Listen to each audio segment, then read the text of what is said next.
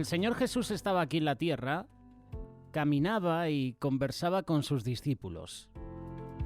Me imagino cómo disfrutaban los discípulos de su presencia. No todos. Judas no disfrutaba de su presencia. Tomás tenía esas dudas todavía. Habían milagros, los discípulos incluso hacían milagros, pero algunos no tenían una relación personal con él. No digo que Tomás no tuviera una relación personal con él, pero al final dudó. Sabemos que Judas no tuvo una relación personal con Jesús en los 3 años de ministerio, si no, no lo hubiera traicionado. Aún así, Pedro estuvo 3 años con Jesús y le traicionó, le negó. Es decir, que podemos estar con Jesús, podemos estar en la presencia de Dios, pero alejados de Él.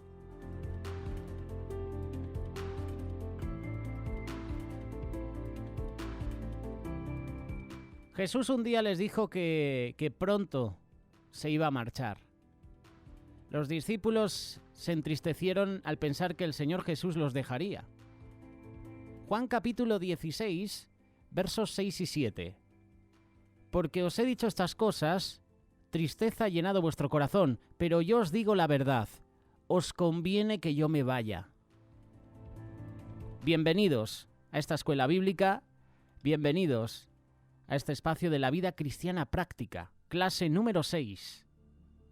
¿Por qué no es real Cristo para mí? Los discípulos no comprendían cómo podría ser mejor para ellos que Jesús se fuera, pero Jesús les explicó que volvería a ellos en la persona del Espíritu Santo. No os dejaré huérfanos, vendré a vosotros. Juan capítulo 14, verso 18.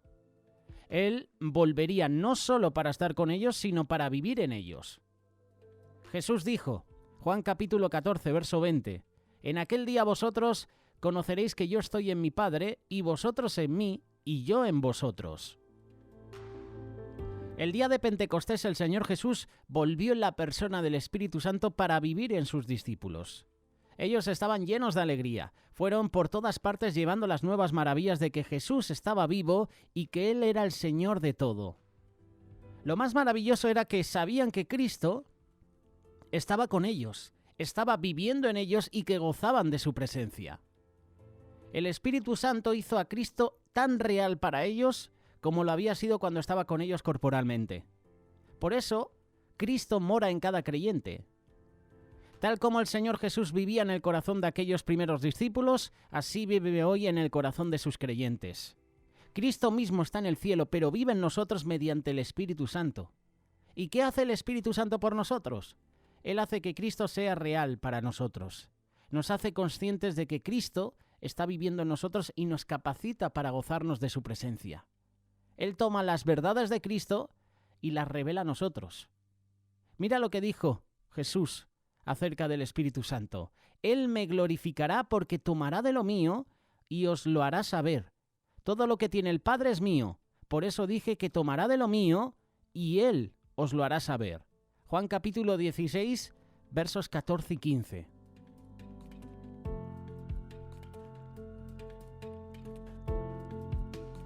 El ministerio del Espíritu Santo es hacer a Cristo tan real para nosotros como lo fue para sus primeros discípulos.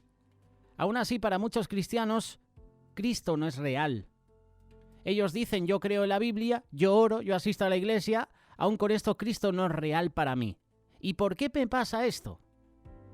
Es una pregunta muy habitual. Primero debemos destacar que hay quienes que creen que son cristianos, pero en realidad nunca han nacido de nuevo. Cristo no es real para ellos porque ellos no le pertenecen y el Espíritu Santo no mora en ellos. Romanos capítulo 8, verso 9. Y si alguno no tiene el Espíritu de Cristo, no es de Él. En cuanto a aquellos que verdaderamente son nacidos de nuevo, la razón de que Cristo no es real para ellos es porque están contristando al Espíritu Santo. Debemos comprender que el Espíritu Santo es una persona. Él piensa, Él anhela, Él disfruta, Él ama, Él sufre, tal como cualquier otra persona. Él puede ser contristado, y cuando lo entristecemos, Él no nos manifiesta a Cristo. Perdemos la conciencia de la realidad de su presencia. De hecho, Cristo nunca nos deja. Sin embargo, a veces no sentimos la realidad de su presencia porque hemos contristado al Espíritu Santo. Muchos cristianos no saben que están contristando al Espíritu Santo. Por lo tanto, necesitamos comprender qué es lo que entristece y cómo podemos evitarlo. ¿Qué contrista al Espíritu Santo? En primer lugar, el pecado sin confesar. Dios ha provisto el remedio para nosotros cuando pecamos. La Biblia dice que si confesamos nuestros pecados y nos apartamos de ellos, Dios nos perdona. Pero si no confesamos nuestros pecados y no lo abandonamos, estos pecados se interponen entre nosotros y Dios. Por eso el Espíritu Santo está contristado. La palabra de Dios dice, Salmo 66, verso 18, «Si en mi corazón hubiese yo mirado a la iniquidad, el Señor no me habría escuchado». Por ejemplo, podríamos haber ofendido a alguien y rehusamos pedirle perdón y arreglar cuentas con dicha persona. O alguien puede habernos ofendido, pero nosotros nos negamos a perdonarlo y le guardamos rencor. Tal vez estemos desobedeciendo a Dios en algo o tengamos actitudes pecaminosas tales como el orgullo, el egoísmo, el espíritu rebelde. Sea lo que sea el pecado, si no lo confesamos y no lo soltamos, hace que contristemos al Espíritu Santo y no podemos sentir ni disfrutar de la presencia de Dios. ¿Qué contrista al Espíritu Santo? En primer lugar, el pecado sin confesar. En segundo lugar, estar muy preocupado con los afanes de este mundo. El Espíritu Santo quiere tomar las verdades de Cristo y revelarlas a nosotros. Aprendemos de Cristo a través de la palabra de Dios. Por lo tanto, debemos pasar tiempo en oración. Debemos pasar tiempo leyendo la palabra. Es muy fácil involucrarnos tanto en los problemas y en los afanes de esta vida que nos dejamos tiempo para las cosas de Dios. Jesús dijo en Marcos capítulo 4, verso 19, «Pero los afanes de este siglo y el engaño de las riquezas y las codicias de otras cosas entran y ahogan la palabra y se hace infructuosa». El Espíritu Santo es contristado si permitimos que las cosas de este mundo ahoguen la palabra de Dios. Podemos determinar el nivel de nuestra experiencia espiritual preguntándonos, ¿cuánto amo la palabra de Dios? ¿Cuánto tiempo paso con el Señor cada día? ¿Qué contrista al Espíritu Santo? Estar muy preocupado con los afanes de este mundo. Y otro punto, el punto número 3, el mundo, la mundanalidad. Satanás usa el sistema mundano con todo su brillo, con todo su atractivo para alejar a los cristianos de Dios. Alguien ha dado una vez esta definición: es cualquier cosa que me impide disfrutar del amor de Dios y desear hacer su voluntad. Cada día el Espíritu Santo anhela enseñarnos la palabra de Dios, revelarnos las riquezas de Cristo, mostrarnos todo lo que en Él tenemos, pero muchas veces nosotros no tenemos tiempo para Él. En lugar de eso pasamos horas y horas cada semana mirando la televisión, leyendo libros mundanos, yendo a lugares inconvenientes, haciendo cosas que no deberíamos hacer. Amamos las cosas del mundo y dedicamos tiempo a ellas. Ya no tenemos tiempo para Dios, no tenemos tiempo para orar, no tenemos tiempo para leer la palabra, no tenemos tiempo para congregarnos, no tenemos tiempo para nuestros seres queridos, para nuestros familiares. Continuamente se asocian con personas que no conocen a Dios o quien Dios no es el centro de esa conversación, con personas, tristemente cristianos desobedientes que no desean creer espiritualmente. Y no es de extrañar. No me extraña que Dios no sea real para ellos, para nosotros, cuando ponemos estas cosas primero. ¿No sabéis que la amistad del mundo es enemistad contra Dios? Cualquiera, pues, que quiera ser amigo del mundo se constituye enemigo de Dios. Santiago capítulo 4, verso 4. Para disfrutar de la presencia del Señor, tenemos que dejar de hacer las cosas que contristan al Espíritu Santo. Debemos empezar a hacer lo que le complace. Efesios capítulo 4, verso 30. Y no contristéis al Espíritu Santo de Dios, con el cual fuisteis sellados para el día de la redención. El mensaje es muy sencillo. Arregla tus cuentas con Dios. Dios es santo y no puede tener comunión con nosotros si hay pecados sin confesar en nuestra vida. El pecado nos separa de Dios. He aquí que no se ha cortado la mano de Jehová para salvar, ni se ha agravado su oído para oír. Pero vuestras iniquidades han hecho división entre vosotros y vuestro Dios, y vuestros pecados han hecho ocultar de vosotros su rostro para no oír. Isaías capítulo 59, versículos 1 y 2. Cuando aceptamos a Cristo recibimos perdón eterno. Cuando Jesús murió en la cruz, Él cargó todos nuestros pecados, los pasados, los presentes, los futuros. Mediante su muerte en la cruz, Él pagó por cada pecado que pudiéramos cometer durante toda la vida. Ya cuando nacemos de nuevo, somos hechos hijos de Dios para siempre. Pero cuidado. Cuidado, porque puedo nacer de nuevo, pero si cada día no mantengo esa relación personal con Dios, se puede enfriar. Puedo contristar al Espíritu Santo. Puedo empezar muy bien en los caminos del Señor y al final me puedo desviar. Una vez que entramos a la familia de Dios, debemos considerar el asunto de la comunión con nuestro Padre Celestial. El pecado rompe nuestra comunión con Él. Si un hijo de Dios llega a pecar y continúa en el pecado sin confesarlo a Dios, sigue siendo un hijo de Dios, pero sus pecados han roto su comunión con el Padre. Solo el perdón restablece esa comunión. Debemos tratar con esos pecados que se han interpuesto entre nosotros y nuestro Padre. No podemos tratar colectivamente con nuestros pecados orando así: Señor, por favor, perdóname todos mis pecados. Los pecados se fueron cometiendo uno por uno, entonces debemos tratar con ellos también uno por uno. Si decimos que no tenemos pecado, nos engañamos a nosotros mismos y la verdad no está en nosotros. Si decimos que no hemos pecado, le hacemos a Él mentiroso y su palabra no está en nosotros. Primera carta de Juan, capítulo 1, versos 8, 9 y 10. No debemos tomarnos esto a la ligera. Estamos tratando con Dios. Por eso, examina tu vida. Examínala cuidadosamente. Sé honrado contigo. Examíname, oh Dios, y conoce mi corazón. Pruébame y conoce mis pensamientos. Guíame en el camino eterno, y ve si en mí hay camino de perversidad. Salmo 139, versículos 23 y 24. Si eres sincero, Dios te mostrará estos otros pecados de los cuales no has estado consciente. Permítele a Dios el debido tiempo para examinar tu vida y ayudarte a recordar toda ofensa contra Él. Después de pasar tiempo con estas oraciones, incluso lo puedes escribir en un papel, en una lista, empieza una segunda lista. Y en esta lista anota las cosas que estás haciendo que no agradan a Dios. Por ejemplo, no lo sé, no leer la palabra de Dios, ir al cine una mañana cuando tienes que ir a la iglesia, no lo sé. El cine en sí no es pecado, pero cuando toma el tiempo que le corresponde a Dios, a esto no le agrada. Es posible que haya muchas cosas en tu vida que tú no consideras pecado, pero sabes que no le agradan a Dios.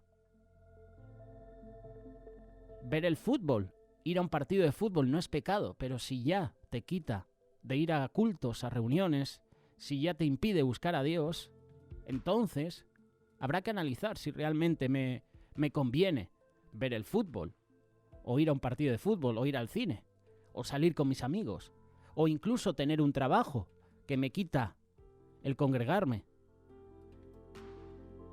Como hijos de Dios tenemos la responsabilidad de complacer y traer gozo a su corazón. Si confesamos nuestros pecados, recuerda, Él es fiel y justo para perdonar nuestros pecados y limpiarnos de toda maldad. La única forma de arreglar cuentas con Dios es venir a Él y confesar humildemente nuestros pecados. ¿Qué significa confesar nuestros pecados? Si buscas en el diccionario, la palabra confesar significa decir la misma cosa. Y sorprende. ¿Decir la misma cosa es confesar nuestros pecados? ¿Eso es lo que significa? ¿Sí? Confesar a Dios nuestros pecados significa que estamos de acuerdo con Dios, diciendo lo mismo que Dios dice acerca de ellos. Si mentimos, debemos reconocer que hemos mentido. Si robamos, debemos decir que hemos robado. Nuestra comunión con Dios se restablece cuando reconocemos los pecados y los confesamos a Dios, pero no cuando tratamos de justificarlos con nuestras excusas. ¿Qué significa cuando dice que Dios es fiel para perdonar nuestros pecados? Pues significa que Él cumple su palabra.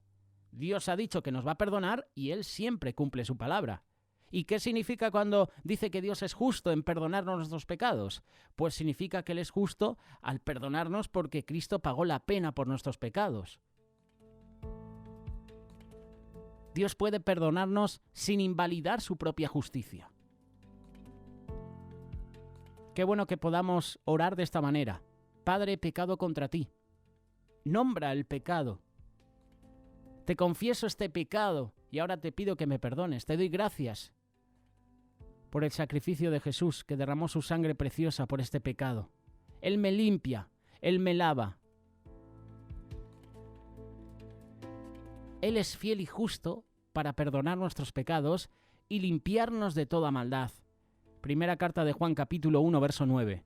Dios no solo nos perdona, sino que además se olvida de los pecados, cosa que nosotros no.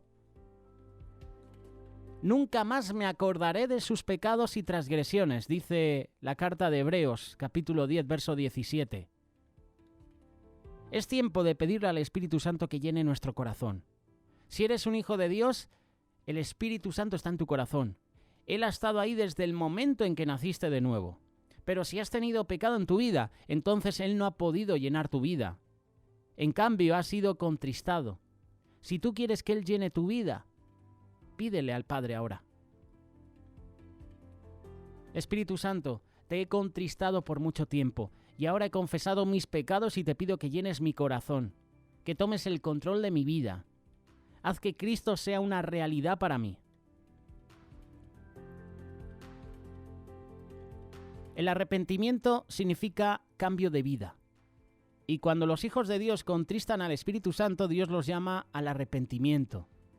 Apocalipsis capítulo 3, verso 19. Yo reprendo y castigo a todos los que amo. Sé pues celoso y arrepiéntete. Arrepentirte de tus pecados significa que estás tan triste y avergonzado por ellos como para querer dejar de cometerlos. Mira lo que dice David, el salmista. Consideré mis caminos y volví mis pies a tus testimonios. Salmo 119, verso 59. David se dio cuenta de que se había descarriado. Se había dado cuenta que estaba hiriendo el corazón de Dios. Se volvió de sus malos caminos a los caminos de Dios. Esto es arrepentimiento verdadero. Muchas veces oramos y le decimos a Dios que estamos arrepentidos y que deseamos verdaderamente agradarle, pero la pregunta es, ¿realmente sentimos lo que estamos diciendo? Dios no se deja impresionar por palabras piadosas, bien decoradas, oraciones hermosas. Él mira si hay un cambio en nuestras acciones. No multipliquéis palabras de grandeza y altanería. Cesen las palabras arrogantes de vuestra boca, porque el Dios de todo saber es Jehová, y a Él toca el pesar de las acciones. Primera carta de Samuel, capítulo 2, verso 3.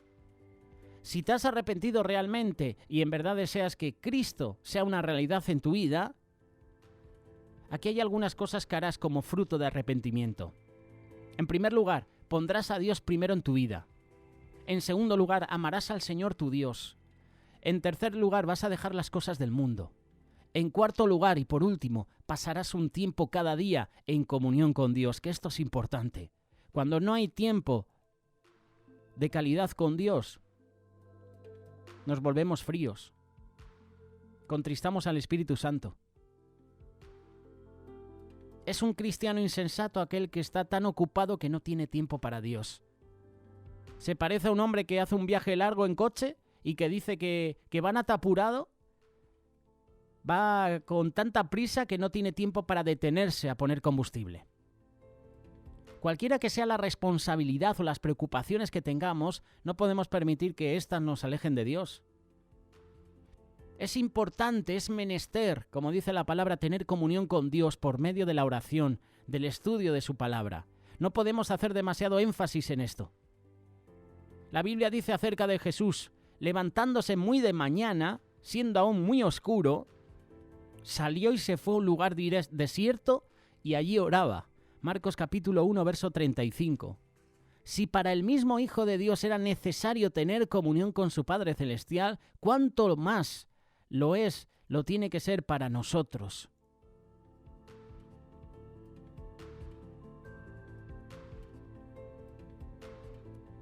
Si nosotros amamos al Señor, vamos a obedecer sus mandamientos y tendremos comunión diaria con Él. Su presencia será una realidad para nosotros.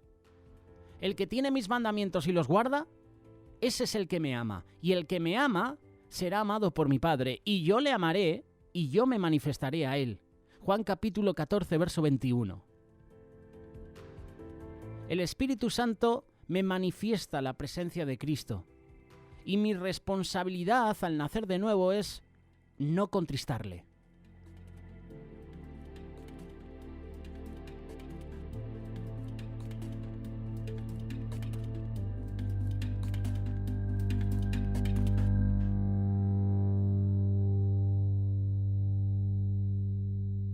Radio Solidaria, una radio comprometida.